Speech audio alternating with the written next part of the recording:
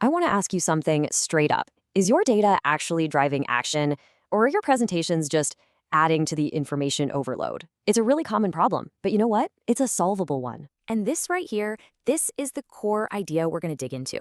And it's summed up perfectly by data expert Felipe Rigo. We have to shift our thinking from just making charts to crafting actual narratives. Trust me, it's a total game changer. So the root of this whole problem is what we can call the data communication gap.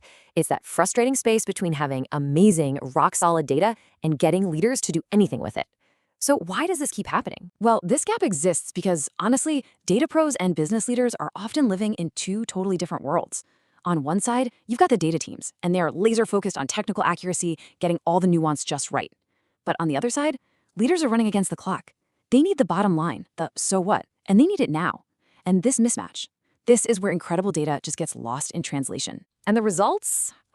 They're painfully familiar, aren't they?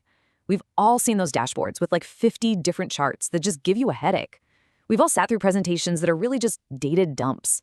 And what's the outcome? The most brilliant insights get totally lost, and leaders just go back to making decisions on gut feel, not on the data you worked so hard to put together. Okay, but the good news is we absolutely can bridge this gap. The answer isn't more data, it's more clarity. And it really all comes down to this simple but incredibly powerful three-part framework for turning your data into a story that persuades people. So, first things first, and this is maybe the most crucial pillar, you have to find your purpose. Before you even think about opening up a tool like Power BI or Excel, you need a blueprint. A classic mistake is just jumping straight into building charts without a plan. You've got to have the strategy first. And that blueprint is built on 3 really simple steps. First, define your one key message. And I mean one, not 10, not 5, one. Second, curate your data. You have to be ruthless here. If a data point doesn't directly support that one key message, it's got to go. And third, know your audience. Are you talking to the sales team, the marketing folks, the CEO? Their needs are all different, and your dashboard has to reflect that. This brings us to a concept that should basically become your new mantra: relevance. For every single thing you add, you have to ask yourself, does this chart actually serve my purpose? Does this number move the story forward? If the answer is no, you have to have the courage to cut it. Simplicity is your best friend here. Okay, so once your purpose is locked in, the next pillar is all about designing for clarity. This is where you kind of put on a designer's hat. You're not just thinking about what the data says, but about how it feels for someone to look at it and understand it. And this quote right here, it's the golden rule of data design: uncluttered, clean, simple. Look, your goal isn't to show off how much data you can cram onto a screen. It's to make your main point absolutely impossible to miss. Your job is to guide their eye, not attack it. So what's in this designer's toolkit? It's actually pretty simple stuff. Use white space, empty space, to give your charts room to breathe. Use color with purpose, not just for decoration. Use it to highlight your key takeaway. And please, for the love of all that is good, use clear, simple titles that tell the viewer exactly what they are looking at.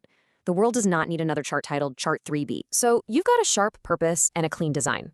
Now you're ready for the final pillar, the one that really brings it all together: telling the story. This is how you make your data not just clear, but memorable and persuasive. I love this quote because it nails it. A dashboard shouldn't be a static report card. It should be an interactive journey that guides the user from a question to an answer, from a problem to an insight. So how do you actually structure one of these stories? It's funny, you use the same structure that every great story has used for centuries. First, you introduce the context. Okay, here's our sales performance for the quarter.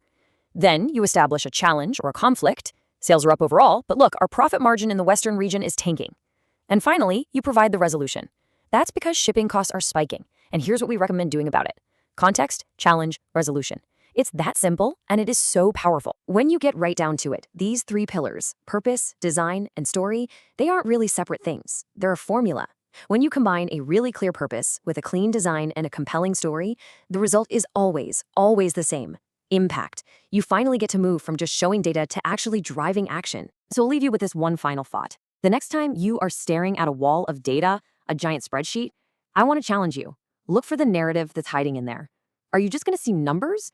Or are you going to see a story that's just waiting for you to tell it? Thanks for watching.